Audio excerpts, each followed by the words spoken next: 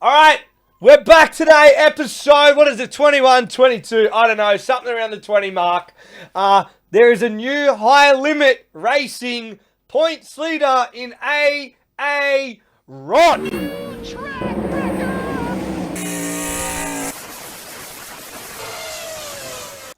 Binny, how are you, my bro?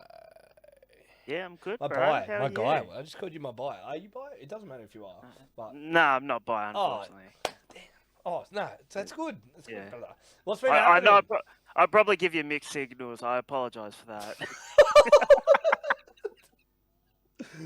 Yeah, look, Code, I'm sorry about that time you woke up in Perth and I was standing over you. No. Well, I was actually worried the time I woke up and you were still next to me. I was like, why you were hugging up to me? No, I did have to say, next time, I'm going to be a gentleman and give you the double bed. You owed it. You get a double bed next trip. I'll get Oh, the single. yes. Is that okay? Are you happy with Yeah, that? that's fine. Yeah, that's Because I fine. know, let's be honest, you use it more than me when I get up and edit. So you need Yeah, your beauty well, sleep to work hard at the racetrack. yeah, but on race night, I work a lot harder than you. What the hell is Like that? some of those shots I get are a lot better than yours. Just saying. Well, we can't prove that now because we've got the same phone. Where before yours were a little bit behind. Yeah, yeah, that's in the past. We don't need to talk about that. Hey, if we get some good cameras this year, we got to have some training on some hectic gear, brother. Yeah, it'll be. Might an remortgage my interesting- house for it, but let's send it. Let's go. Why not? Yeah, I'll remortgage my garage because that's what I currently live in. Oh, well, you can't sell that Swans jersey. It's not worth much anymore. So Nah, but I could probably get some money for that Knights jersey. I reckon you'd get money for the Coney shirt over everything. Because that thing, he's a superstar. The GOAT right there. Or Coney. the Broncos jersey is probably worth a fair bit. Right, Like they it's beat the rising. Sharks. Yeah, well, no, that means it's worth nothing. Like honestly. All right, brother. High limit racing, like we said at the start, has now a new points leader. And if you were to tell me a few weeks ago it would be this man, I would say a lot has to go wrong, and that's nothing to do with how good he is or his performance. He was just sitting not in second of the points, like he's jumped a few guys. So Aaron Reutzel has been on a tear the last few weeks and is now the points leader in the High Limit Championship. So it is awesome. I mean, we always said like when the series started with him, man, like Aaron gets moving. I could see him going on a run, and it showed now he always qualifies well. In that system of high limit, you qualify well, you're going to start fourth or third out of your heat. And you just got to, if you go quick time, you just got to run that top five, that system or whatever they run. So June 15th, right? Him going into this big swing they had, he was actually third, sorry. He was third behind Tyler Courtney, who was 10 points behind Brad Sweet. Now, Rico's been on a bit of a run. Yes, he didn't have good luck or good results at World of Outlaws, but has nothing to do with his series. So they're the moments he probably doesn't want to have a good night if it's going to happen. And then we skip towards June 29th. That's when these come out. He is 9 points ahead of Brad Sweet. So he has jumped Brad Sweet and Tyler Courtney. And it's not like Brad Sweet hasn't been running bad. No, he's finishing top 10, top 5. Tyler Courtney was winning the other night too when Aaron Reutzel won and pulled to the infield. But it just goes to show that the high limit right now, if you're invested in a point series, is the place to watch. It has changed, and now the Outlaws is still a stretch by 184 points, and I don't see anyone tracking down David Gravel. So racing-wise, the closest series right now is high limit, and we go back to the Lucas Oil. We predicted together. We both picked two each. You had Reutzel. I did say Reutzel. I liked him, but I went Courtney and Rico to win two or more of the nights. And, Reutzel hanging on by the skin of his teeth, bro. Tanner Thorson was hauling in, and I'm like, he's going to get him. And when he threw the slider, he threw it hard. He had to. It was a bit deep, but he couldn't back it up enough to come back down the track and drive away with it. And Reutzel wins by about a car length. It was a great race, but Reutzel would have been kicking if he lost that one because he made that error in 1 and 2. That slide job, like It was a he perfect slide sent job. and you knew he was going to do it because he was coming down the back straight, and you saw him sit the car right in the middle of the track, and I'm like, he's coming in. He's going. He's going. Yeah. Yeah, it was so good, man. Like, it was great racing. It did look a bit hammery down the first night, but it slickened off nice. But when someone went on to win besides the Tanner Thorson attempt on night 1, Rico got the lead, looked strong. Same as Tyler Courtney, got it, and off he went. And yeah, that's sort of like the high limit this year. Once a guy gets the lead, it's sort of how you go, and off they go. And someone to the Outlaws. So yeah, they both have weeks off now. I think the Outlaws return on the 10th of July, and high limits I think 11th of July. So it's a great week for Aaron Reutzel to have that time off now, soak it in. Like, hey, we're racing. Like, they obviously were racing for a championship, but now they're leading it, and it's a possibility of, hey, we're going for it. Like, this is it now. We don't want to lose it. And at this rate, I think his performances, he may not lose it. Always goes quick time or around the top 5 in qualifying. If he gets the right pill draws and keeps going, I personally think with how good Rico's been going, Rico will be charging home too. Like that Tyler Courtney was nearly leading the points in second, and he'd only won. That was his first winner of the year. Yeah. So that just shows Tyler Courtney all-round performances have been good enough to be nearly leading a championship, but just the results and the features haven't been there. So you never know. Tyler Courtney gets going, or Brad Sweet, one of those two. If you look at their stats of how many features they have won versus the other guys have won more features, but they're ahead. So if those guys start winning features, it swings back to Sweet and Courtney. But, Reutzel's always a good qualifier, and I just think, it would be cool to see him getting the job done.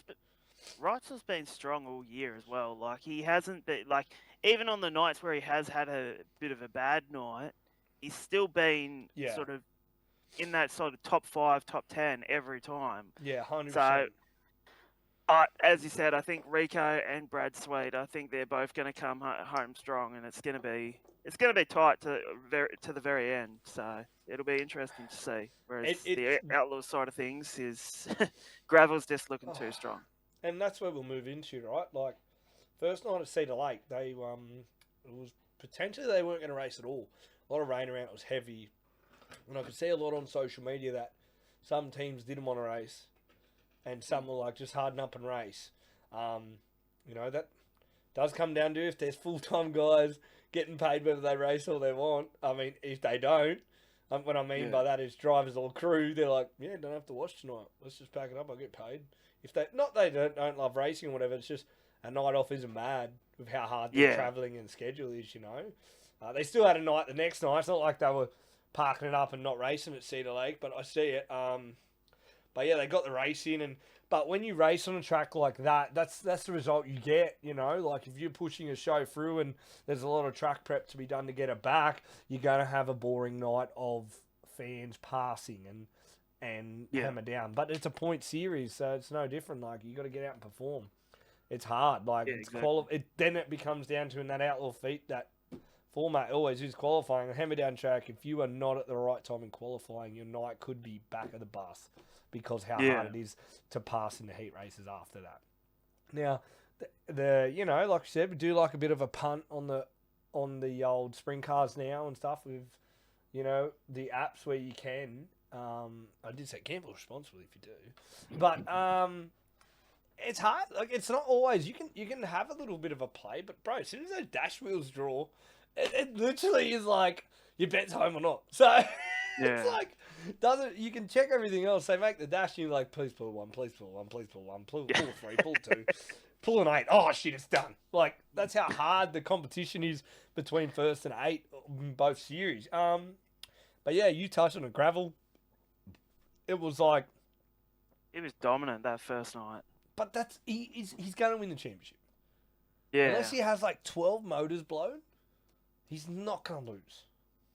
Yeah. He's just too good against that field, or he's just on it. Everything's right. They're in that window. You know, and Yeah, that's where like the window. I I know they won't do it, but this is where the world of Outlaws, if a guy is winning by so many points every year, they're gonna have to add a playoff or something. yeah, But then it's hard because like every other guy didn't have a playoff and won. Like, let's be honest, if we had a playoff, would have I know this could be controversy as shit what I'm about to say. If the World of Outlaws had a playoff system, I believe he's still the greatest of all time. Would have Steve Kinser won 20 World of Outlaws championships? yeah, Would have Donnie won 10? You know, like this is where you literally, if they do something like this, you're sort of cleaning the slate and going, well, they won championships with playoffs, not the real Outlaw championship.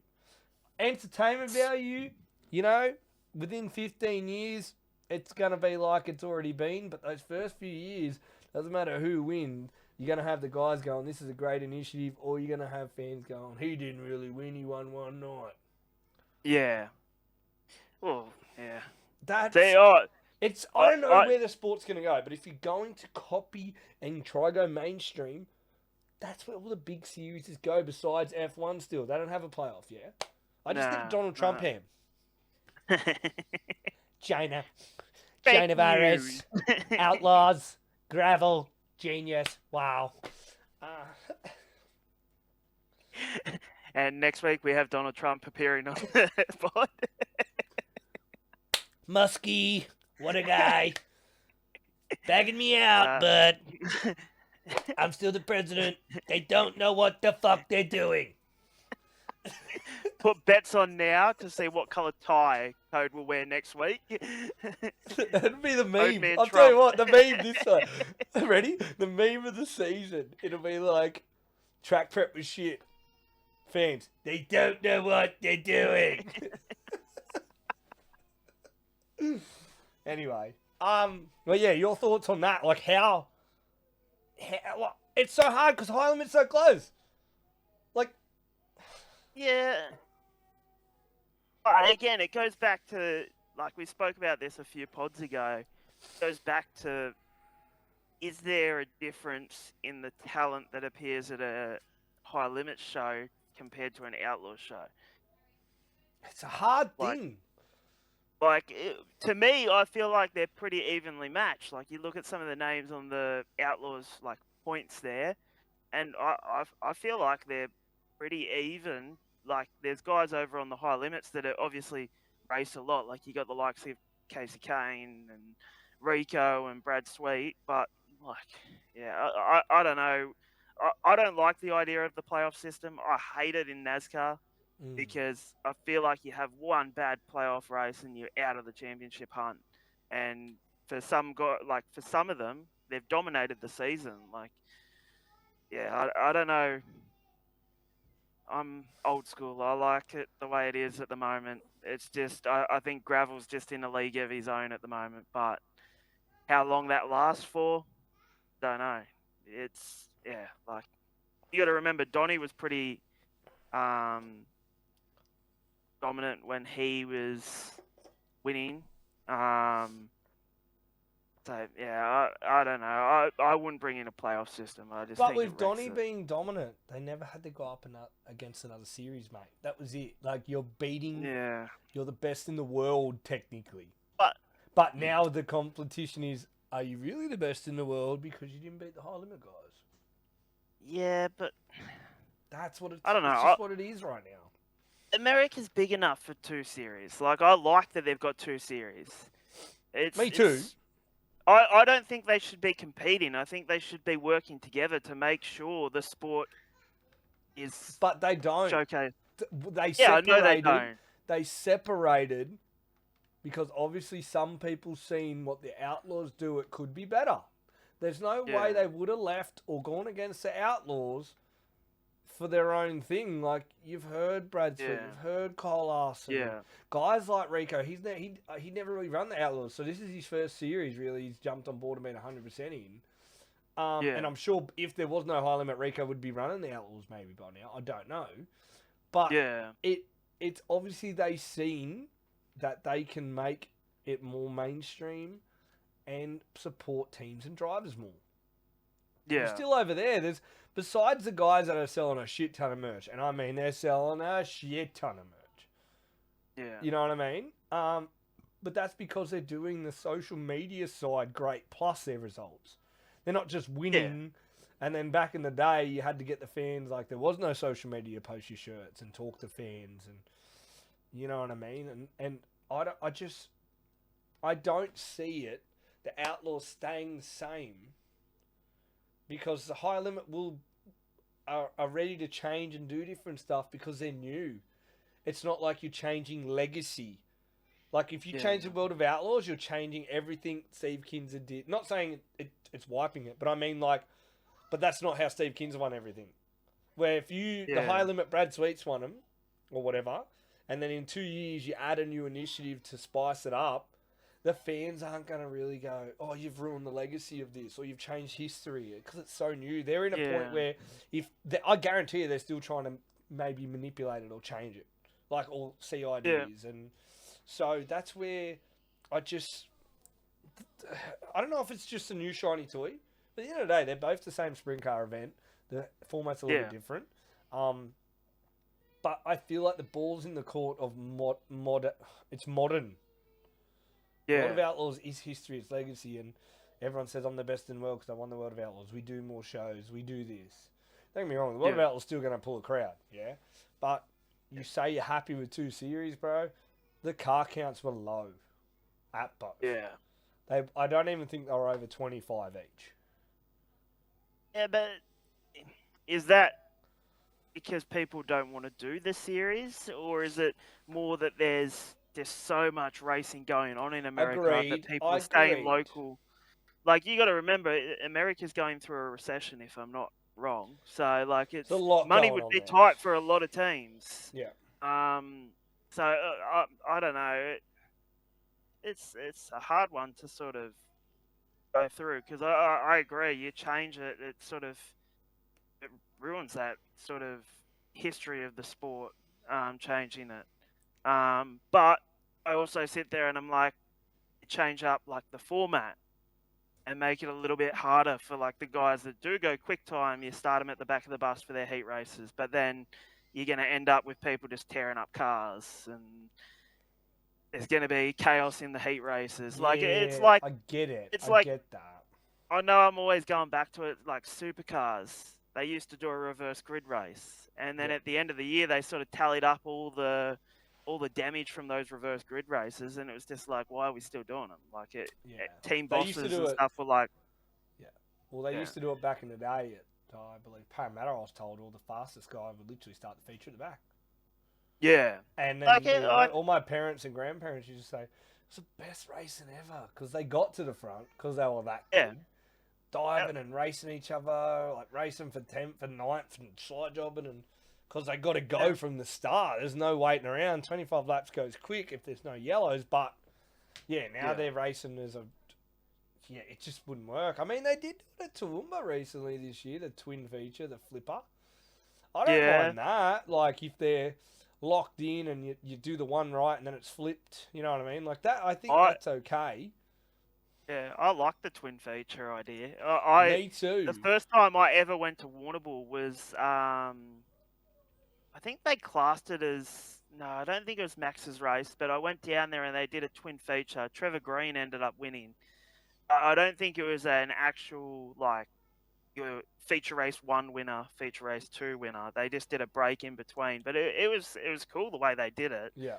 And yeah, I don't know what they can do, but they need to do something to make Outlaws more entertaining for the crowd, because at the moment, like you and me sat here last week and we were like, yeah, Gravel will win that easy. We didn't even think about it, and he did. He didn't win night 2, but it's not the point. We just said, yeah.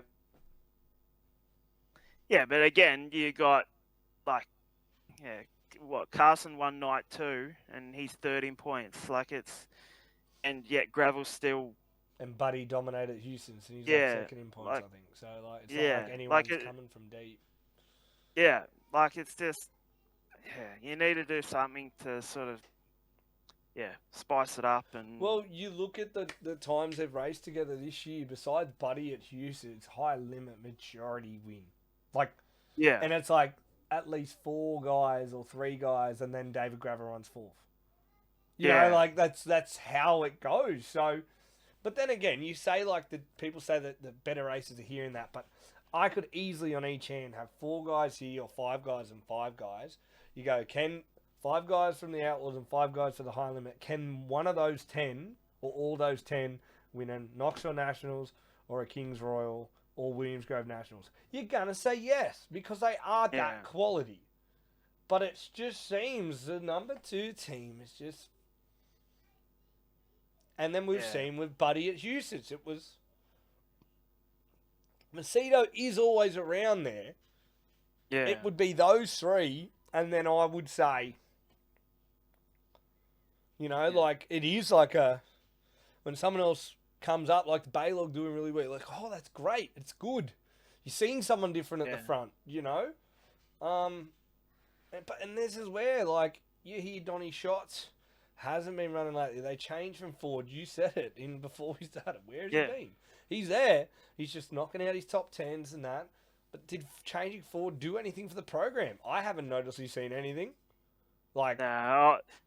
As I said to you before the pod, I reckon he's going to have a big couple of weeks. When the big races start, I think Donny's going to be there and thereabouts. if if he doesn't win one or at least like one of them, I'll be very surprised. I know last week I said Larson was going to clean sweep them all. Yeah. But I feel like Donny's in for a good result, and I feel like it's going to be a big one.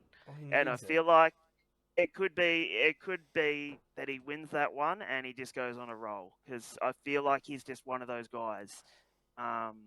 He'll win one, and then the confidence will be back in that car, and they'll win a whole heap. Yeah, I agree, but I don't know. He was doing similar last year, and then he did come good at like 20th or something in Eldora and near the front end. And I like when I see Donny near the front, I cheer. I love it because he's what I used to watch Steve Kins now. He's a guy that used to win all the time. Doesn't win as much now, but when you see him going good, that's it. You're like, the GOAT's back. Yeah. Like, he's back. Like, and you're never going to take it from him. Like, it's just, I don't know. It's. I'd love to see him one more time come out to Australia. Like, love it. Yeah. Like, and what we do now, hopefully I'd get to have a chat with him and just really pick his brain about, all the other times he come to Australia. And I wouldn't want to talk about the American side. I honestly just would love to talk about, like, his time in Australia. He's literally been coming since early 2000s. Like, he came for nearly, like, I would say, like, around 15 to 14 years straight, bro. Oh, Like, easily every over year, a decade. he did all the World Series stuff. He raced for Rushy at Parramatta for all those years. He raced for the Kellys at Archerfield, and a lot of time at the Plex that you don't really know about because it's older footage and it just wasn't captured as good back in those days. I literally seen a cool video the other day of like, I always heard about this Brooke Tatnall and Donny Shots battle. And I found it the other day on YouTube. I just came across it, and it was when Brooke Tatnall was in like his number 1 car. It was like maybe his 2nd year as Australian champ or something. And him and Rushy, I didn't know. Well, sorry, not Rushy. Shots was in his pick and paler's car, like we said at Parramatta. I didn't even know that thing went to Perth. And they're just slide jobbing each other like for 3 laps for the win at the end. I'm like, after a restart, it was like a restart 4 to go, and they're just sliding each other. I'm like, this is sick. Like, where is this race? So, yeah, I think I would love to see him one more time, and I'll tell you right now, he'd sell some t-shirts. Oh, I'd sign up. I'd be lining up for a Donny Shot shirt. I'll tell you that right now. Another thing I want to touch on is a man we had on the pod. He was our first driver. Who am I going to talk about, Binny? Surely you remember. Ryan Timms. Ryan Timms. He calls himself, he doesn't call himself, but the old Flying Ryan, with the Lee Big Motorsports, bro. 7 wins this year. He hadn't had a win with him yet. When we sat down and had the pod with him, he's had He's had 6 wins at Knoxville, 2 wins at Houston. His goal was to make the Nationals this year. He's in a team that loves those type of tracks. I do not see him missing out on the Nationals now in how form it is, that car, and how he's going, man. Like, he is driving, and he like that day when he beat Brian Brown there. I'm like, you've beat the guy that's Knoxville right now. Like, that's big. Like, for you to... Brian Brown has done 1,000 laps here, and he's a legend and a weapon at Knoxville. You know, for you to stick it to him, and he drove hard that night. And, you know, it's just... There's momentum there. And you can see that there's certain teams and drivers that once they get hooked on Knoxville, they're dialed. Like, the Nationals to them is... If you can mentally turn yourself into a robot and just say, I'm just steering laps at Knoxville... you're going to be near the front. And they've done, like I said, 6 shows, or more shows there now, but what is it, 7 events? No, 1, 2, 3, 4. Oh, and spit it out. 5 wins at Knoxville this season. And always like up there when the big boys are there, and just done well, man. I'm really keen to and happy for him that, you know, that the deal's sort of working and they're moving in the right direction, and he's so young, man. Like, you know, I wouldn't be surprised if I don't know if they'll ever join a series, but you see, like, them and that team maybe join a high limit or at Outlaws in the next few years, like, if they stick together, and it would be cool. But yeah, we can keep it on Knoxville, brother. Some of the Aussies going there. Kerry Madsen, still just Kerry Madsen. He's so good. I love it. I think he went quick time the other night, ran a top 5.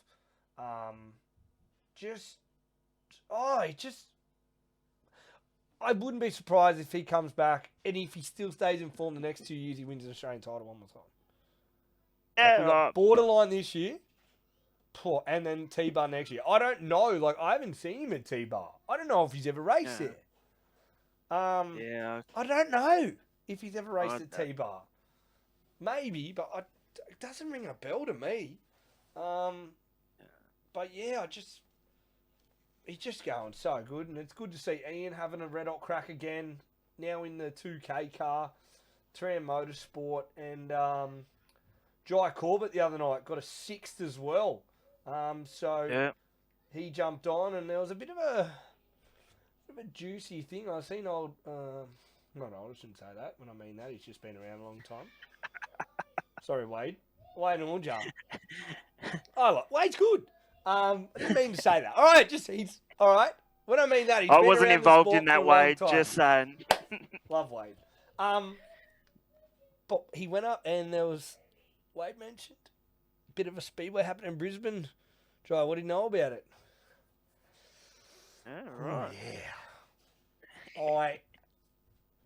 There's some things I've heard I can't say.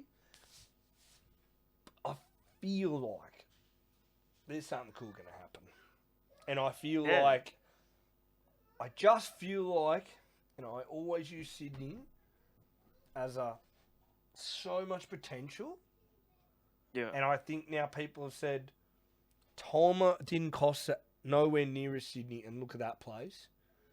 Yeah. We can find a happy medium and build something beautiful for the right price. Speedway can be built in great places.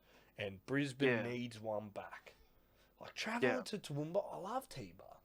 But logistically, driving there is quicker than bloody nearly catching a plane and then driving 2 hours. Like, you drive to the airport, right? 5 a.m, get there, whatever, 7 o'clock flight. That's already 2 hours gone. You get your plane, it's about an hour and a half or hour. So there's 3.5. And then by the time there, you drive, get your car and whatever. It's still nearly a 6-hour round go. Extra 4, cruise, driving the car, get your own car, bit cheaper. I don't mind a bit of a drive these days. I mean, especially when you're driving, all I do is sit there and edit. Goes quick. But yeah, I have to listen to you though. Oh, headphones. What, you don't like my singing, bro? I only put on this song. I got your picture, I'm coming with you, dear Maria, come in. Nah, what was the song about trip? Jelly Roll, wasn't it? Oh, I've actually used it on a post the other day, and I was like, do I really use this song? I'm like, it slaps. You ain't nothing but a liar. Every time we turned on the What was that? radio over Oi, there, what was that station called? Remember? The Perth station or WA station? yeah, Wangaratta or something. yeah, I'm not Wangaratta. gonna say I didn't even know. It was like, what is this station? It was wild. Wangaratta Ratta or something. Welcome to something like Wangaratta Radio. I'm like, what are we in? Bloody, I don't know. But yeah, what was that, Mo? What was that? Wasn't there a town in... We're sidetracked here, sorry guys. But there was a town... Remember there was a town in Perth called Coburn, but it was actually Cockburn? No, it's Coburn. But people call it Cockburn. But people in Coburn get really offended about it. Bro, alright, I'm going to paint you the picture of what smart evil genius named the town that. Alright? He's going to go... Yeah. I'm going to put cock in it. But... Because I'm the fucking mayor... So everyone, if they dare say the k at the end of co, they're wrong and in trouble. So they're going to read Cockburn for centuries as tourists, and it's going to piss all the locals off, and they're all going to remember I'm that dickhead who named it Cockburn. You've just done 2 impressions tonight already. You did Donald Trump. Just then you did that Jimmy Reeves, or whatever his name is, the guy that does all the impressions, and he's like, be a Mount Druitt citizen, you got to do this. And he ticks off all the things. That's what you I were didn't know I was doing an then. impression then. I thought I was just being a cock. I just thought I was being a Coburn. I'm going to send you a TikTok after this, and I'll show you. And I'm going to actually screen record the pod when it's up tomorrow. What time does it go up? 6 a.m.? I'm going to try. I'm tired already. Yeah. So, yeah, I'll and then I'll post it as a TikTok of your impressions of Trump and that guy. A lot of people. Oh, the track's so slick, rubber down. They don't know what the fuck they're doing. So yeah, that's... Sorry we got sidetracked for Knoxville and Jai, but Jai's doing a ripper job racing at some of the hardest track. Knoxville, I think, is the hardest place in the world. There's nothing like it here, but it just is so cool to see these guys having a red hot crack.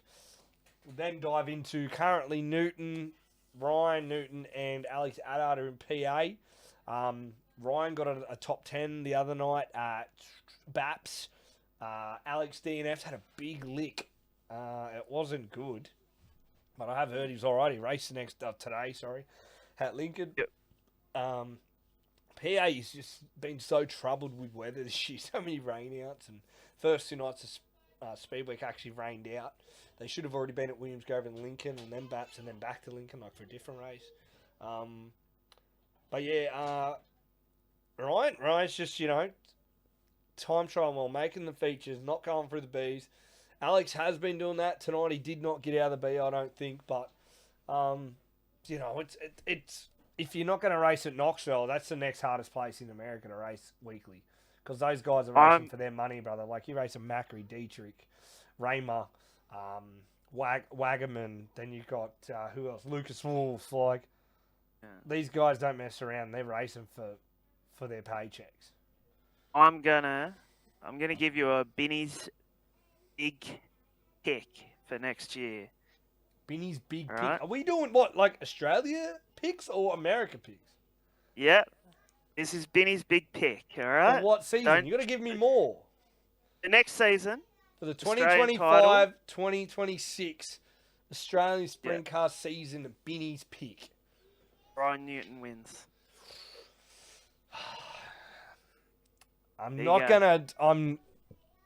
There's gonna be 1 year on the cards.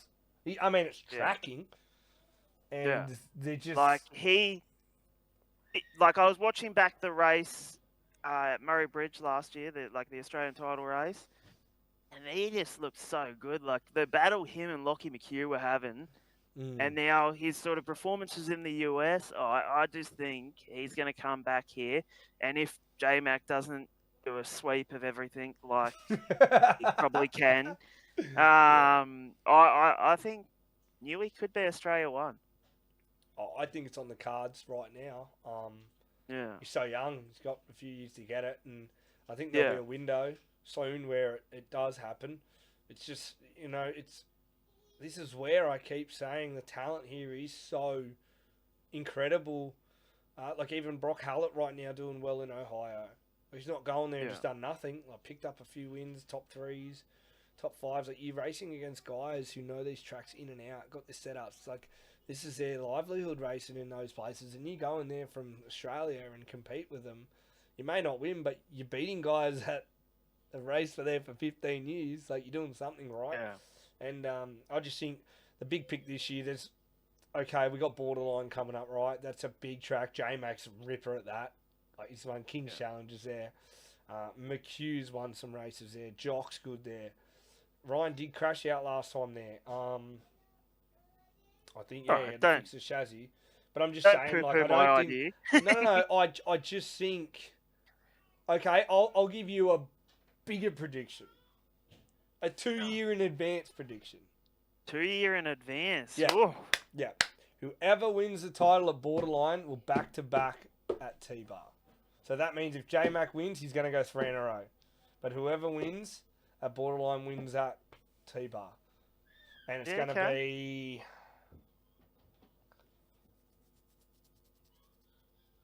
So Ryan Newton's going to go back-to-back. Well, that's what you're saying. I'm not saying that. Yeah. I'm just saying I think we're at a point again where we're going to have it throwing between 4 to 3 guys for the next 5 years. I don't think there'll be a one and done. I think it'll be a guy who's had it, or a guy will go double, or a guy will keep it and go on and have it in a year or miss a year like McHugh. Like McHugh, I think, bro, has had like 4 to 5 seconds in the Australian title already. Yeah. He's only had 1. You know, like he's already, and he's young. Like Jock's Young's had 1. Hallett, I don't see Brock Hallett not getting one at one point. Yeah. But do you see anyone getting that 1 off J-Mac? Yeah, realistically. Lockie McHugh's a guy. You reckon? Yeah. What I've seen at T-Bar, night 2. I just don't think What I seen night 2 at T-Bar, and that's where your Ryan Newton conversation comes in, because John Ryan was about to pass him if he didn't put himself in the fence. Like his car was just coming. But Lockie, and when J-Mac got out of the car, their car's not perfect every night. When J-Mac got out and said, I just couldn't get it. It just wouldn't work. The car just wouldn't get where I wanted. So when you're in that mood, you're going to not beat a guy who's on. And McHugh, like even, I remember James getting out and saying, I was like, what the hell are we doing? Meaning like, how is he that far ahead already? He thought he was pacing himself, but the car just wouldn't go. Or like the tyres and everything, just the whole package wouldn't. And that can happen on the biggest night of the year, which is Australian title. Yeah. I think it's talking about J-Mac and the way he talks when he gets out of the car. Listening to him at some of the events and listening to him be like, there's the amount of stuff that comes out of his mouth, and I'm like, how does he even know that? Like, how are you knowing that's happening while you're driving at the speeds they are and what they're doing? I just, like, he's... That's where, like, I do want to have a chat. I try chat with him when I hear it in ARCs, like, how? Why? Yeah. And you don't even have to talk to, like him, you can talk to a lot of great crew chiefs now. Because they've had these relationships with drivers, like not just Buzzy, other really great crew chiefs can communicate, relate, and they know when the driver isn't feeling a way, their brain goes to the car, not feeling it. Like, okay, the driver's saying, I can't do this. Tweak. Yeah. See. Well, they say that the best racers, and this is across all motorsport, are the drivers that can explain what the car's doing to their crew chief. And that's what it is. If you can't explain to your crew chief or your engineer what that car's doing while you're out there, there's no way they're going to be able to fix it, because they can't get in the car and go out and drive it like you. There's no way that, like, imagine like someone like F1, you're not going to be able to just jump in the car and go out and take it for a few laps and see what it's like. Exactly. Because you're not going to know what you're feeling, what's going on. Like, you could go out there and just absolutely rip the right rear because you don't know what you're doing. So yeah, I don't know. I think back in the day, when the safety wasn't as tight, I reckon drivers would have been feeling how their body was moving a bit more in the car to maybe judge that. Or, like, I can feel my ass. Because back then it wasn't as good as what it is now. And the cars were different. I can feel myself doing this. Oh, like literally trying to wrestle at you. They were like this, but I can do this shit. Yeah. Oh, my head's leaning this way because I'm tight. Or I'm not. Well, now they're just literally and not moving. That also comes from like grassroots. Like when you come through motorsport, Go-karts. you start in go-karts, and you do that in go-karts. You can feel everything. Yeah. It'll be an interesting couple of seasons, but I think his big pick is still Newton next year. But I think McFadden will be the one to stop it happening. I don't know. I think McHugh likes not being talked about, and then they come out and go. Yeah, I feel like Jock likes doing that too. Same. So I feel like his post towards the end of last season after he won all those races, and he's like, oh yeah. Yeah, thinking about it now, it was hey, still me. Like, yeah, 100%. Full respect to Jock. That was gold. That post, like, and you with can all say the trophies around him.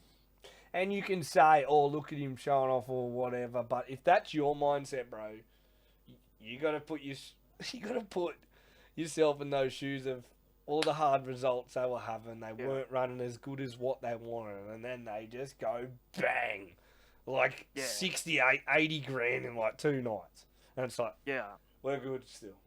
Like it literally was a hater gonna hate moment, which I thought was badass. So there's the funding for another 3 seasons of racing. 3, like 1 week.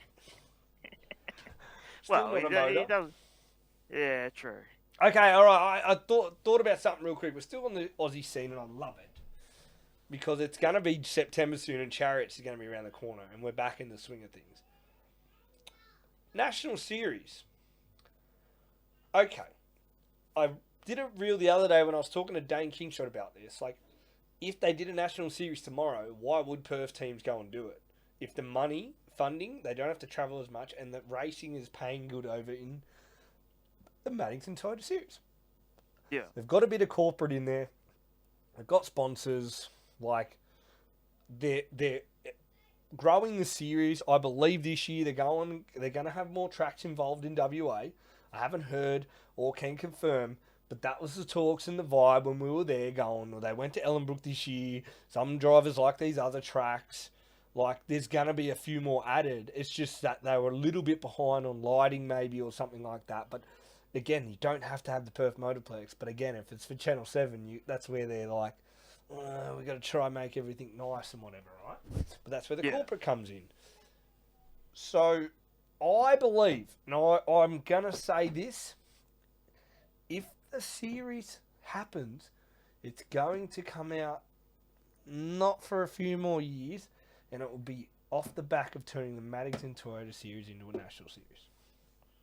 Yeah, I was because they're building that like a new one. Okay, and if you're going flat new, which don't get me wrong, a lot of race teams and a lot of things pay a lot of money to register and be a part of Speedway Australia and race. So there's a lot of money. I don't know. Again, I'm not into politics, but you ask any race team, they're spending money, right? Yeah. But if you're not going to have anything to do with Maddington Toyota, you got to go and get like a Toyota sponsor. You got to go and get like a big oil company to be on board. You got to go and get like an NZ or a Perth Tech.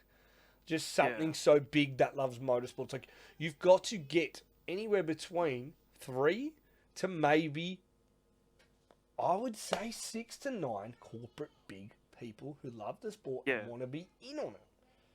Yeah. Now, if you're offering every round live like a supercars, I can see that. But again, the drivers and teams, everyone's going to have to cover that. They're already sort of working in those avenues in the Maddington Toyota Series. So let's say it goes from the Maddington Toyota Series Australia-wide Toyota Series. Yeah. Like, Yeah. you know, I just see that's the route. Like, if you think about if that, I can, that's the route. Yeah. I was literally, How as else? you It's were not going to talking about pop it. up tomorrow. Oh, we got Yeah. 10 great corporates. They're on. Are they? How? The product they're going to be watching to be on board is Perth Channel 7 Night Thunder. That's the Yeah. only reason a corporate sponsor is going to jump on if they're watching that. They're not going to be watching Clay-Per-View. I'm sorry. Because they're going to go, oh, yeah, this looks great. But then when they watch Night Thunder, they're like, oh, this is wicked. Yeah. You look at the coverage that was over the Motorplex all last season. It is the way to go, and I agree. Nearly the best in the world. Like, Yeah. better. I would say better than a High Limit and Flow and Dirt Vision. I think Yeah. so. Like, Yeah, I agree. Like, it literally was supercar spec, and that's why I would say, you know, Codeman Racing, we got nominated to try win media group or person of the year, but I'll run second to Night Thunder all the time because look at it. Like, how can I beat that? I mean, we did more than just Perth, but they showed that speedway racing what it can be, and I guarantee you show that to anyone, they will sit there and watch and go, this is great coverage. Look at this. Yeah. Oh, I had mates that were over like just on like a Saturday night when it was on, and Yeah. I had it on the TV, and they're like, "Oh, what is this?" And Because got it's, them right into it. yeah, that's Like, what I mean. and that wasn't even just sprint cars. Like, they were still showing all the support races as well. Like, Yeah. and that's some people. Yes, we love sprint cars, and they are sort of the big thing. Some people like the other stuff, like the late models. My mate sat there and watched the late models, thinking they were the best thing ever. And like, I love the late models too. Don't get me wrong, I'm not hating on the late models at all. When they're good, they're good. I don't care. They door Yeah, to they door, are. they put it on, 100%. But yeah, the coverage was just, as you said, it was supercar spec, and it's something that if we got a national series again, it needs something like that with it. Agreed. It- There's no copying and doing the old school way of how World Series was. Because I remember as No. a kid, bro, I couldn't watch World Series until it was a replay. And you already know the results. And you could tell it Yeah. was voice recorded post commentary. Like, it's too well done. It's not, oh, they're racing. It's like, and he comes out and wins. And it's like the commentary Wait. is put on after. And it's just, you know, like it's there. Yeah. I'll even say it. When I do my YouTube videos, I think some of my best videos are when I talk into the results as they happen and post them versus if I have to forget and then do them after because the energy is not there. It's not happening. You're not vibing. You know, Well, so... Yeah, I prefer your videos where you just don't talk. Yeah. I prefer when you shut up, Code. How about that? Yeah, I prefer when it's just the sound of the cars and I can Brum, see the brum. racing. Skip, skip. But yeah, so what you said, like, you were literally talking to your dad about it, old Bernie. What, like, it's the only path. Yeah, And I still think it's like 5 to maybe 10 years away. Yeah. So we're going to miss a lot of these great races, but the new chop coming through. Yeah, I was thinking about it the other day, and I was the same. I go, there is no way you're going to be able to build a national series like, around that, around the Maddington Toyota series. It would need to be pretty much that series, and then it grown to like an Australian-wide series. Well, you already can see, bro. Perth and WA are going full steam and are kicking goals, smoking it. I even seen, they won Track of the Year again. Fucking hope they should. They're the benchmark, bro. I don't care. Yeah. People say you're biased. I'm not biased. It's real. They're the benchmark. Every other track is still bloody awesome in their own unique way, but they're the benchmark in top to bottom with the Night Thunder, free to air. And when they do venture out and add more tracks, I think the series will open up. Yes, it's going to be dominantly still Perth, but that's just because the other tracks it's a bit to be in the series and have an event like like World Series. I think it was a lot of money to host a World Series round. So, and Maddington's turning into that. Will you want it? This is how much it is. So that's where I said, if they're going to not do a national, would they turn a Maddington into an East Coast? Still not Maddington. It would be a different Toyota something. And then it nearly would. Like, if that's the second step, then 3 years down the line, it becomes one. Yeah. Like they take East Coast, they have West Coast, join together, happy days. Right? Like a state of origin type deal, right? But I could see, where next would come into it? They'd be around in Darwin. They'd make their way that way. Like, they'd go, but it's still a shit ton of money for Perth teams to get to Darwin. Like, it's outrageous. Like, we're talking tens of thousands of dollars to start your season or end your season. And it's no different for guys going to WA. So, logistically, that's where it's just... I don't see... Like, if you're a Perth team, why would you leave? Yeah, because, I'm a racer. I want to travel. I love racing on different tracks. But if you're a car owner, you're like, I'm going to travel 10 minutes down the road, 2 hours down the road, 5 hours, and we're good, bro. We're racing for 25 Gs. I'm sure that's going to go up. Like, that'll keep going up. That'll hit.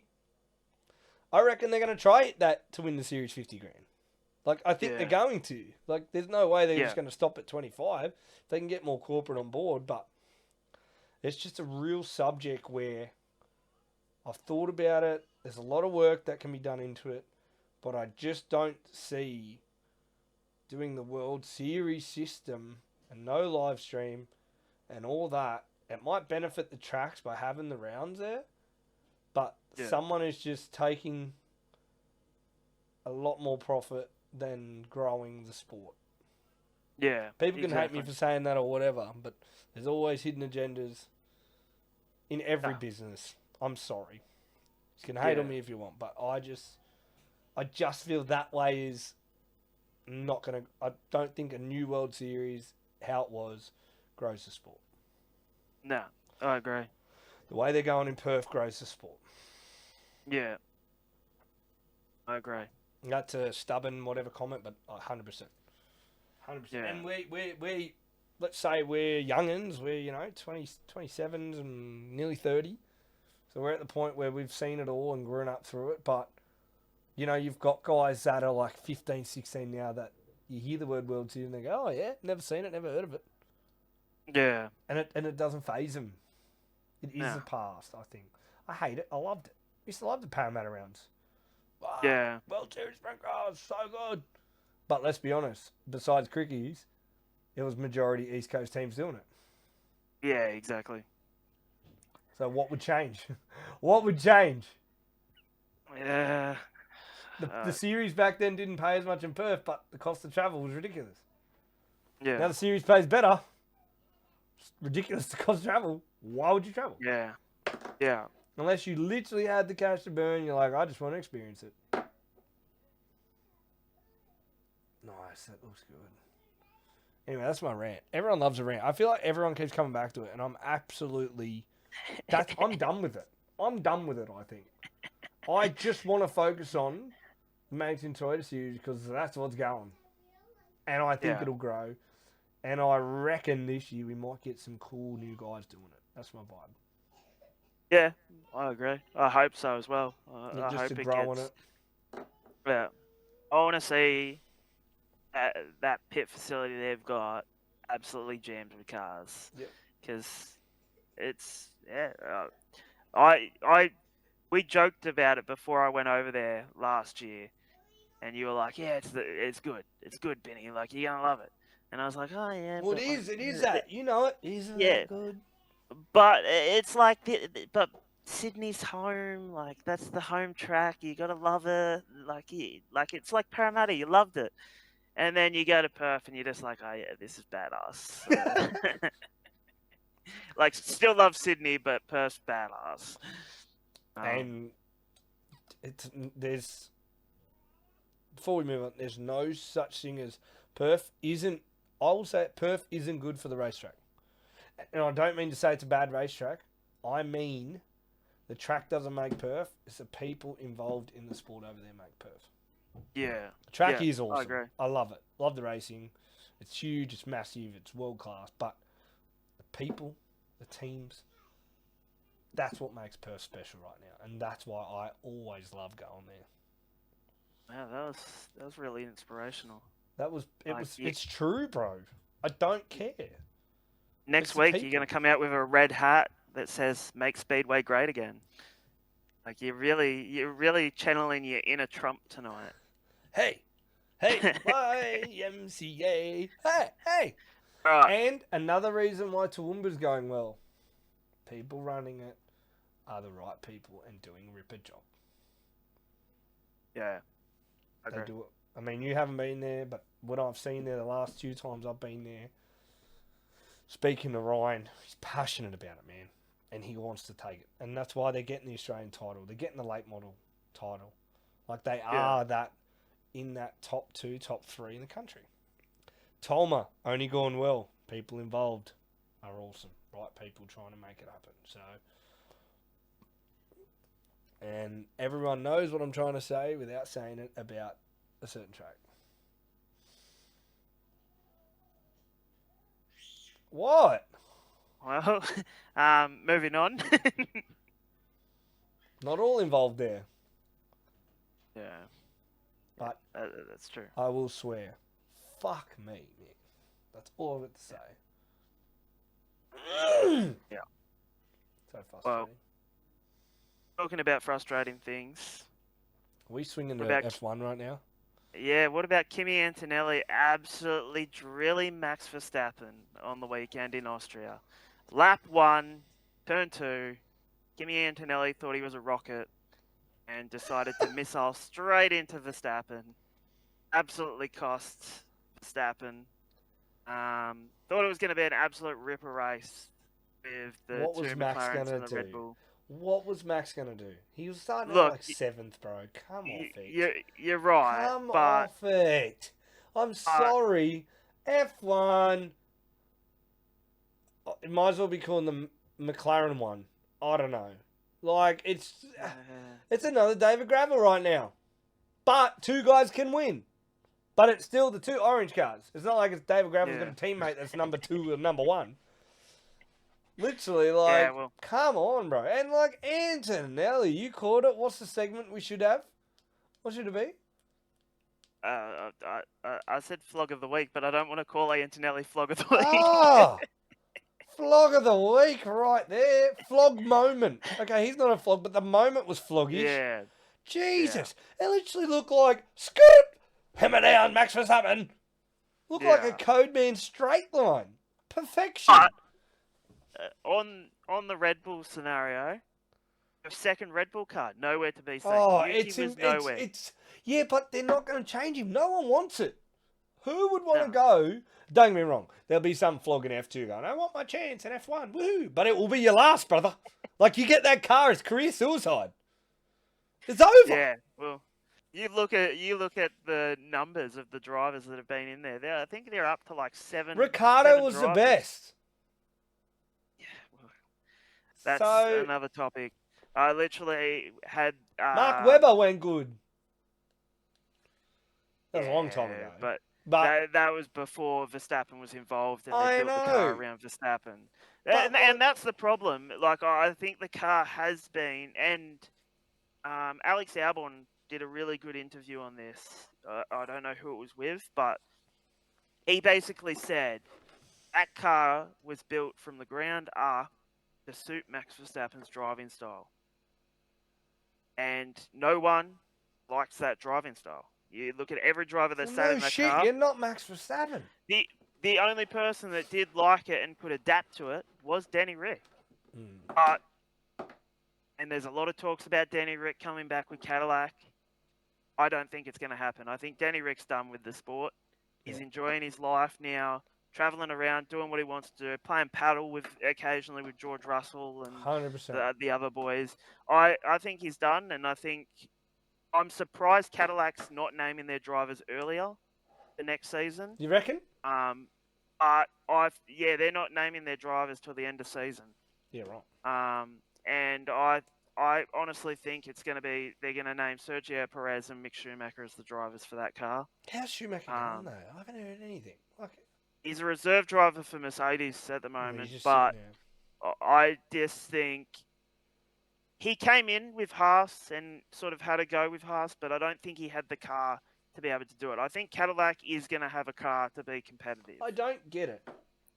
You say there's a salary cap now. How do other teams still have the car? Aren't they spending the same amount of money? Or is it some teams can't spend the cap, they just don't have it? Is that what you're saying? No,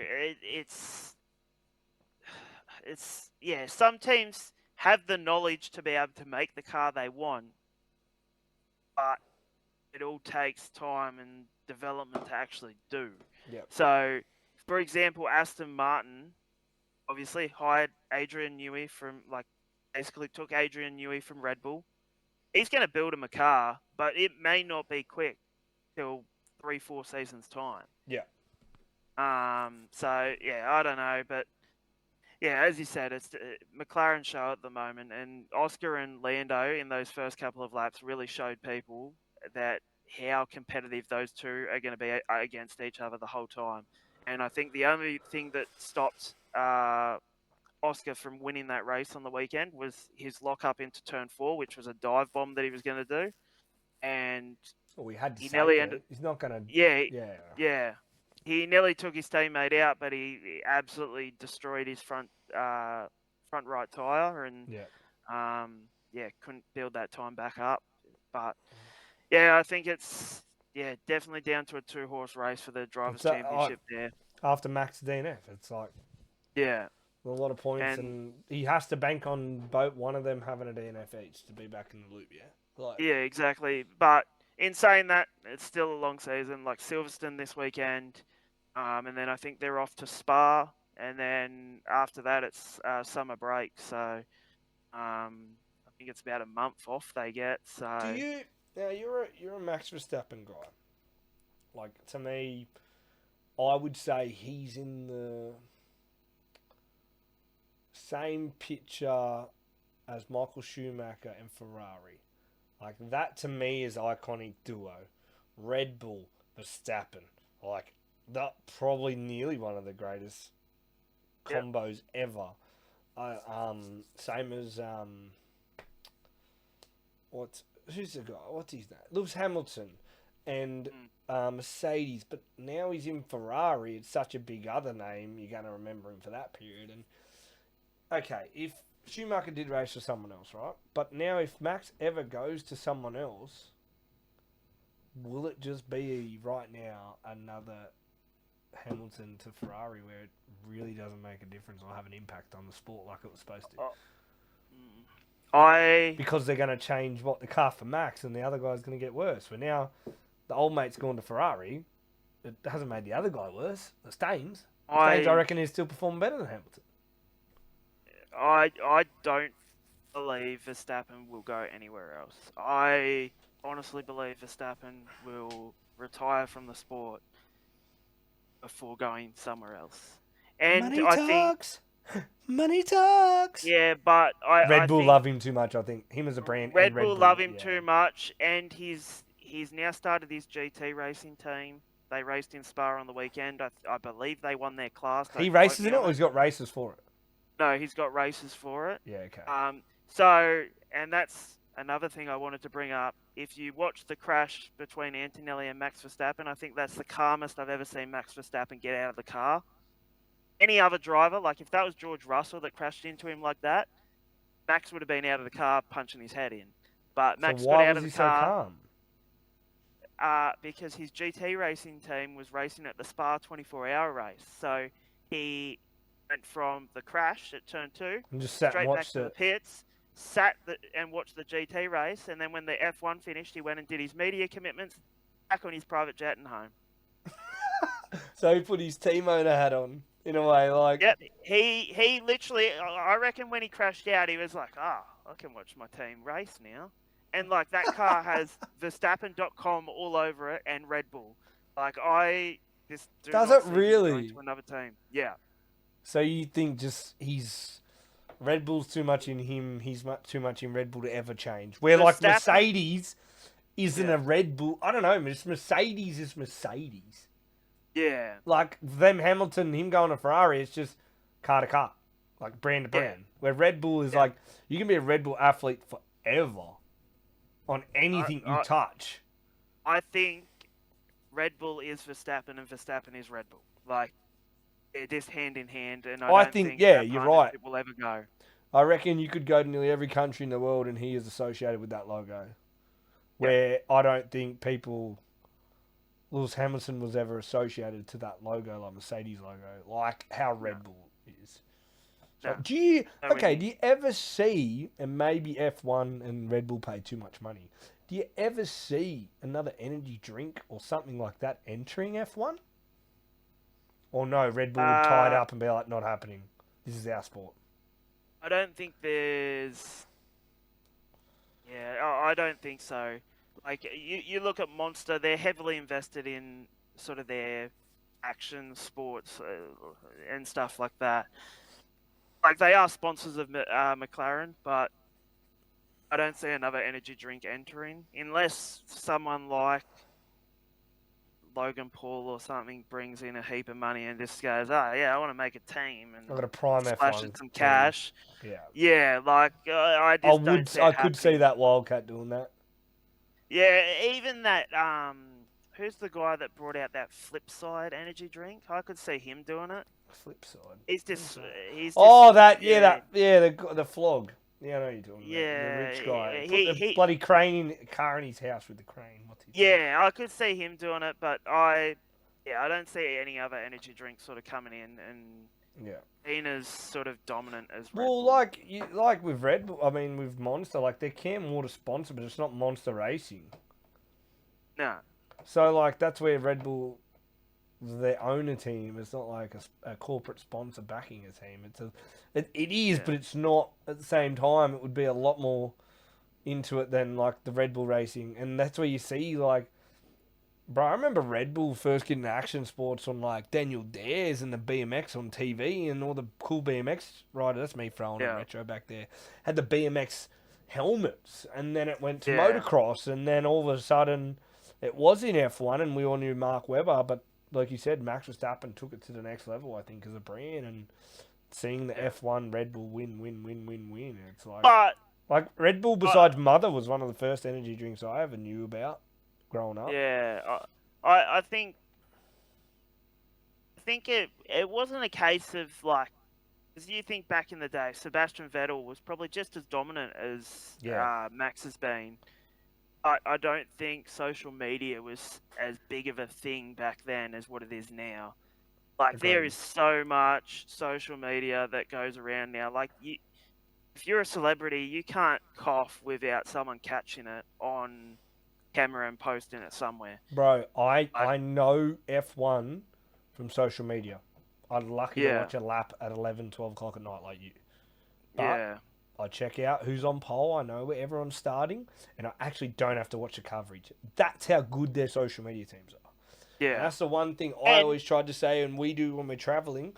We're so informative that if you don't have the live stream, you can go to Codeman's channel, Codeman Racing. Yeah, and you get great footage. I get footage.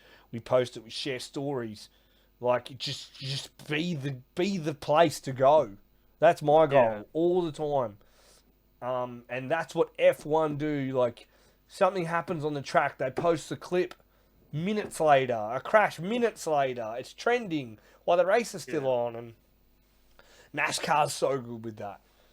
Yeah. But again, go. Actually, I just thought of flog of the week while you. There's more flogs. About it. Yeah, flog of the week. The guy driving the recovery vehicle in Austria, it went to drive hit through the sign and smashed the sign. That has to be flog of the week. F2 rear wing off the car as well, like caused even more damage to the car. That has to be flog of the week. Like, that was, and like it blew up on social media. I think it delayed the Porsche Super Cup race, like one of the support categories over Hours, there, wasn't by it? an hour and a half. It has to be flog of the week. That's flog of Like, the week. 100%. but in saying that, if you're the Red Bull Ring track person that looks Yeah. after that, as if you didn't measure that your sponsor bridge wasn't going to affect any recovery vehicles or anything like that. You know, Like, it is crazy, right? I put my social media hat on then. Place is trending because of that. yeah. And Yeah, true. social media has come to the point where it's like, in that type of thing is like, it's bad, you're delaying everything, but it'll get numbers. Yeah. Like, it's so like, you know, you hear all the celebrities, any press is good press for a musician because then people go and listen to music. They do something bad. Oh, they've done this bad. This is so bad. Oh, they just got another 5 billion plays because everyone goes, oh, I remember him. He was a good song. Yeah. You know? Whatever happened to that guy? Look how good he was and stuff like that. So, but yeah, it is like you are 100% correct.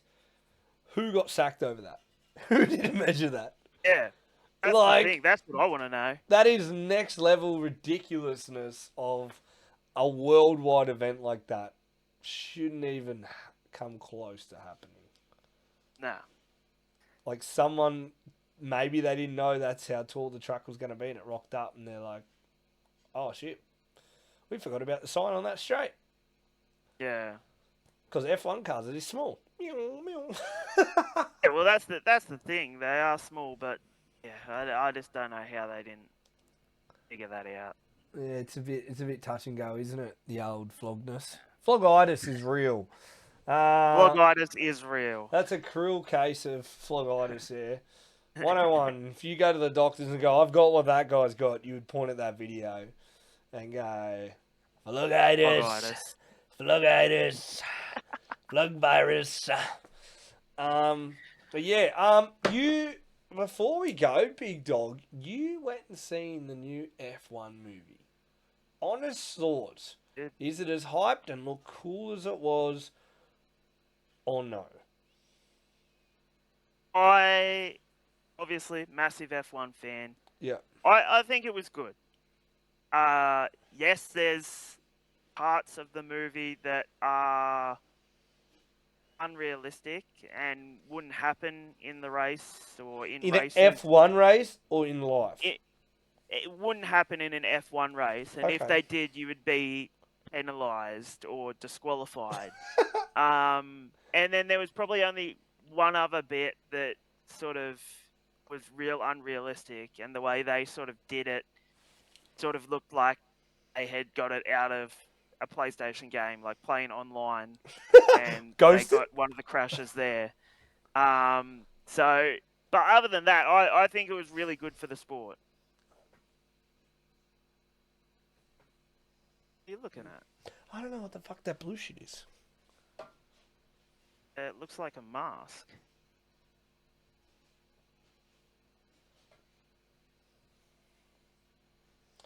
Yeah, I don't know. You can tell I don't tidy up this room much, eh? Fuck. Yeah, so back to unrealistic. Well, it's a movie. Yeah, but... But, okay, when you say unrealistic, could you tell it was CGI'd as shit? Crash, yes. Everything else, no. Because it was slow-mode or something? No, just...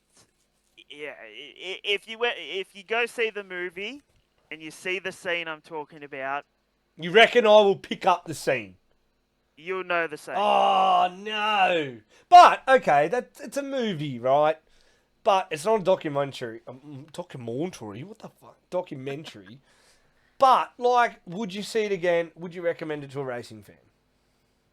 I would definitely recommend it to anyone that is a racing fan. It is a good movie. Probably not your Talladega Nights, but it's not meant to be a comedy. It's meant to showcase the sport. Okay, like and I Days think of they've done that Thunderish? perfectly. Days of Thunderish?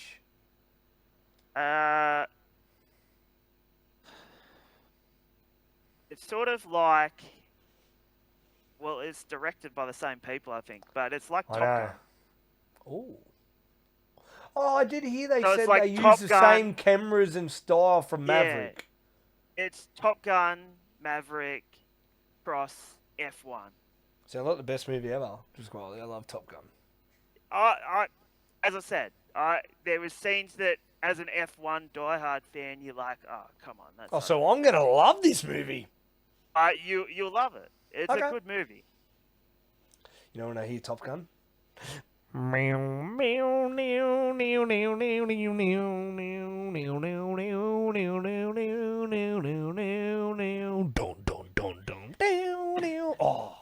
Oh, heading in the highlight, turning at the wings tonight. Highway. Oh, bro. I mean, you watch Top Gun for the beach volleyball scenes. Not my style. But, whoa. I watch it for the planes and shit. Oh, you can't tell me. You've just told me it's like Top Gun meets F1. Top Gun Maverick was unbelievably a good movie. Yeah, it was. I agree. Like, that's what I mean. Banging movie.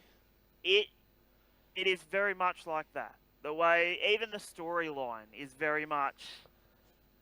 Well, I obviously seen it's like an older F1 guy and he gets back into sport, which would never fucking happen. Yeah. There's no way they're gonna let an old guy back. But so that's what I mean. It's an old guy that comes back and does well, and yeah. So you're literally telling me Tom Cruise is now going, I can have the exact same plot for Days of Thunder 2. Yeah, probably. Like, surely he loves bringing a movie back, and after the success of Top Gun, his second one, Mission Impossible is great, but now Days of Thunder has grown as social media has grown because it came out a long time ago. But like, I remember one of my mates, Kyle, big car guy, he races a wingless, he loves all the Fast and the Furious, and he was about 2 years ago going, oh yeah, Fast and Furious, and I'm so good. I'm like, they're not even street racing. They're not Fast and Furious. They're not a car movie. It's The Rock being a cop. Or whatever. Yeah. Like, you know what I mean? And he's like, no, they're good. And he was like, I'm trying to find some racing movies. Like, you know? And I said to him, have you watched Days of Thunder? And his face straight away. I mean, it's probably the greatest moment of my life when someone says they haven't watched it. Because then I'm like, oh, you got to watch it. It's so good. And I'm like, you're a racing fan, brother. You got to go watch it. He literally goes, all right, what year was it made? Oh, 1990. This is serious. And I'm like, bro, if you're a racing fan, watch it. Please watch it. Please watch it. And I reckon it took him 2 weeks to convince him. He watched it and texted me back and goes, yeah, that's probably the best racing movie I've ever watched, Dave. Thank you. And I'm like, you're fucking welcome. And now with the camera angles, like, you probably got how they have them on the helmets and all that. Like, I know Days of Thunder had the old face for Tom Cruise, like the retro helmets back then. But easily with the, obviously, you might, you know what I mean? Like, it would be, and you could have him racing, like, pay Larson to be in it. Pay, like, those cameos, but they're real cameos, or they don't have to be as aggressive as... I'm sure F1, did they have a few cameos, but they were real quick? Like, they weren't... like, I swear I seen a scene where George Russell come and shook his hand or something, wasn't it? Oh, yeah, they had, like, the actual drivers and stuff. Yeah, but see, like, limited involved, stuff like that? Like, I'm telling you right now, every NASCAR driver now would die to be in Days of Thunder 2. Like, for that, even just, thanks, bro, good race. Just saying that line, they'd be like, frothing. You know what I mean? Like, well, a lot of that sort of stuff was hard for them because it was actually after a real race. So a lot of them didn't want to do, like, the podium celebration at the very end was after, like, the season had finished. Like, it was in Abu Dhabi, so it was like... Oh, really? Drivers were like, yeah, it was filmed in Abu Dhabi, and they... So they called him to do it, or it was after a real race, they had to reenact it? It was after a real race, so they had to redo it. Yeah, like, see, if you had a shit day, you're like, oh. Yeah, like, I think George Russell actually finished third that day, and he had to stand on third again and do, like, a fake podium celebration. And yeah, surely they got a bit of side cash for it. Yeah, well, I was saying that the other day to a mate. Like, surely all the drivers get a little bit of, like, commission for the movie. Oh, you'd have your faces on it. You'd have to. Yeah. Unless they are owned by Mercedes and Mercedes gets it, but I doubt it. Like, you know, they merch and all that stuff. And all right, I got two things to finish off with. while we're on Days of Thunder, all right, my Days of Thunder 2 plot would be Cole Trickle comes back, but Rowdy comes back and beats the crew chief on the headset. Right, Rowdy Burns and Cole, whatever, bring out the old Mellow Yellow again, or a new something, and just beat the tits off everyone, and make Kyle Larson the bad guy because people love or hate him. So in the movie, make him into a little arsehole and change his make Denny name. Hamlin the bad guy. Yeah, but you have a real driver and change their name. Like, don't call him Kyle Larson. Okay. Call it like, I don't know, like Greg Jack. He's the best. I don't know. Like, that was such a bad name. I just can't believe. But like, make it a NASCAR driver that can be the baddie. He has to act like this much. Or just make another John Gerard. If you kiss me, Tom Cruise, I will go back, Cole Trickle. Me and Gregory go back. Well, maybe make Max Verstappen Gregory. That won't work. But yeah, so that would be my plot twist there in Days of Thunder 2. Now, all right, there's a big topic, and I'm not giving it a plug because I have nothing associated with these Sprintcar trading cards that are going around right now. What are your thoughts on them? Just before I get into, because I'm going to support both sides here. I get it and don't get it at the same time. But what are your thoughts on it? And as a supercar fan, do they do something like this in supercars? Never really been a fan of trading cards to begin with. You didn't do like rugby league or AFL ones back in the day? Yeah, when like everyone at school and stuff like that was like collecting them, but I was never a big fan of it. Yeah. I loved it in the Daily Telegraph and all that type of stuff. I was pretty cool on it and loved it, and I don't know, I'm a bit of a nerd, a collector, as you can see. I've got cars and models and shit behind me. Like, not models, but I mean action figures and that. I'm a big nerd like that. But, I don't know. I just think it's good. And I know, I haven't looked into it, but I'm assuming when you sign up to be a rugby league player, they sort of own your name and that. And there would be percentages and all-round even cut. The whole thing. Now, I'm not 100% sure how this card works, but obviously, there are some drivers who have said no, they don't want to be a part of it, which is 100% fine too. It's their name. They deserve it if they want to be on things or not. Now, I do also love that guys of CL want to be a part of it. Do you know what I mean? Like, it's no different to Binny. They put you on a card and you could even be a static. How could that on a card? But hang on. How much does that cost?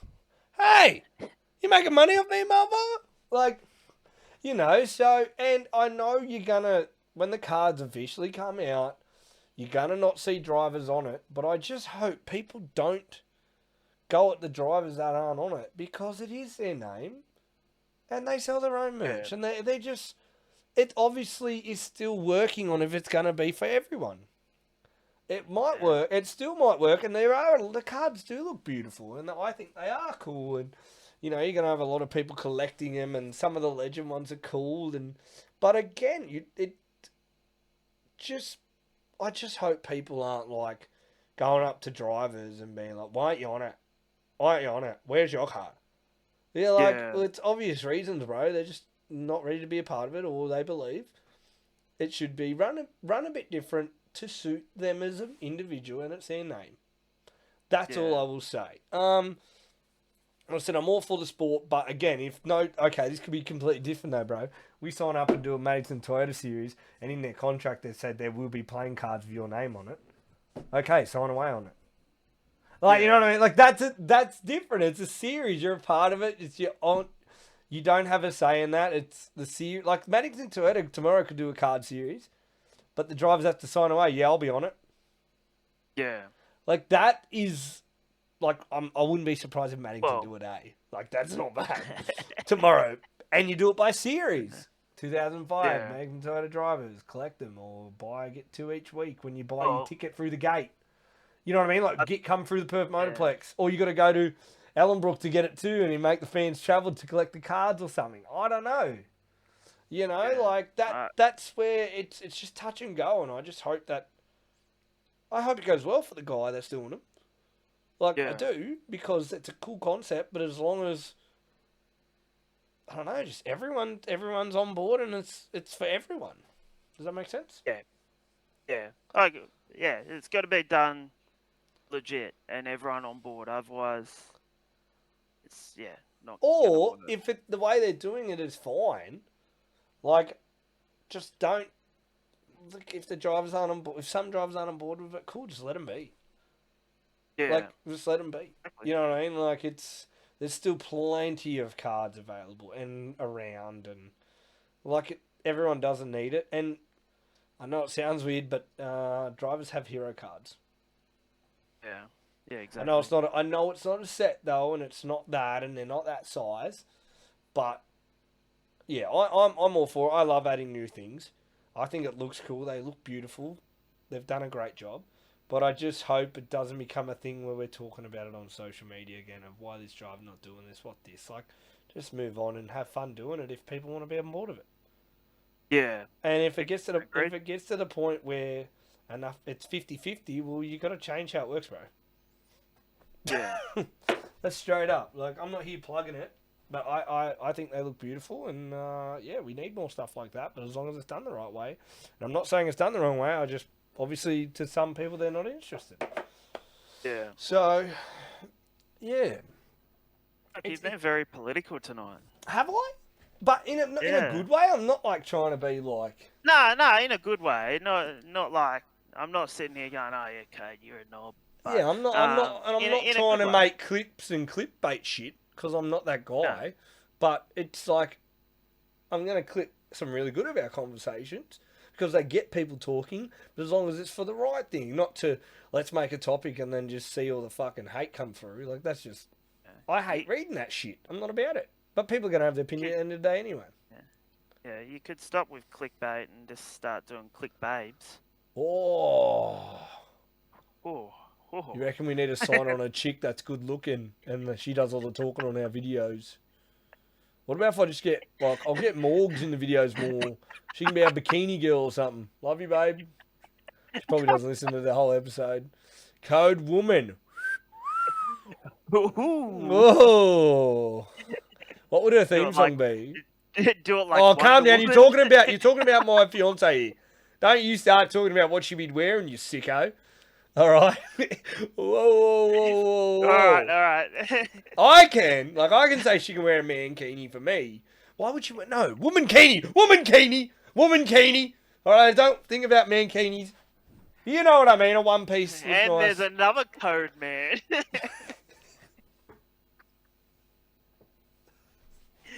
Wow, that's Alright. shocking.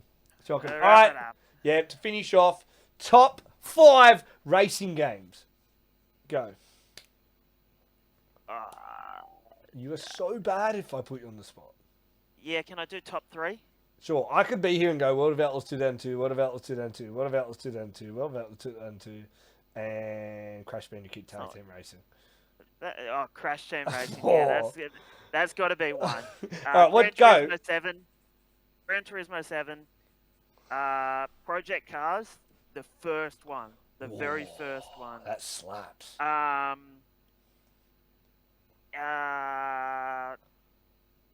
Any of the F1s in the Codemasters era. What is that? Sounds like me just winning everything. No, so like that's who made the game for the What console was that on? PlayStation. Like the latest version? Yeah.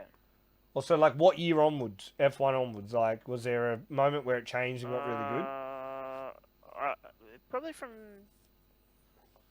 2016 onwards. Okay. That's good period. 9 years of good F1 games. Yeah, so... Are they changing, though? Are they getting better, or are they just, like, cut and paste? They're getting better, and they're a little bit cut and paste at the moment, but I feel like they're eventually going to have a lot more on the games. Yeah, okay, alright. Well, mine, definitely number 5. Like, I played it on PS1, but I'll throw anyone. Just Crash Bandicoot Tag Team Racing. Off tap. I just loved it. The bombs and the spinning and the boost and... Like, that, I played Crash over Mario. I was a PlayStation kid. I believe Crash Bandicoot shits on Mario Kart. Everyone can rage at me. I don't care. Crash Bandicoot on all consoles is awesome. The racing side. Number 4, I'm going to have to say last year's World of Outlaws Dirt Racing. like 2023's version, because I do think the new one's a little bit harder, or like it's not as one line as what some of the other tracks were. So that would be number 3. Number 2, I did love Dirt 4 or 5. Loved it. Dirt 3. That one. I played it on Dirt 360. I just thought it was such a different, unique game. Project Cars was close because there was go-karts on it. It was in close, but it just wasn't my style that, like you like your F1 and road racing. I'm not going to put iRacing in it because we're talking consoles here. But the greatest racing game for me, I grew up on it. I played it the other day because I've seen Tyler Walker racing, and it is World of Outlaws 2002 on PlayStation 2. Yeah. Oh, it was so far ahead of its time.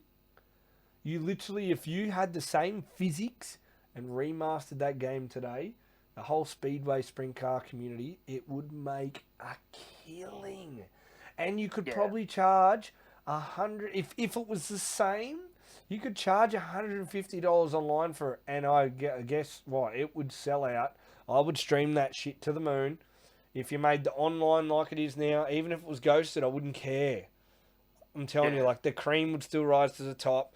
The damage on it, the new game doesn't even have the damage that has, for God's sakes. The wings come off and crumpled and shit. And the game was built in like 2001. How you set up your car actually changed. And you could change your car and set it up, and me and you could have a different setup, but be on pace because of our styles, and the wing actually made it as tight as anything. Or, I just think top to bottom, it was still the best sprint car game ever invented. Or maybe even dirt racing. Like, you know what I mean? Like, if they made that today and then just made the new guys DLCs.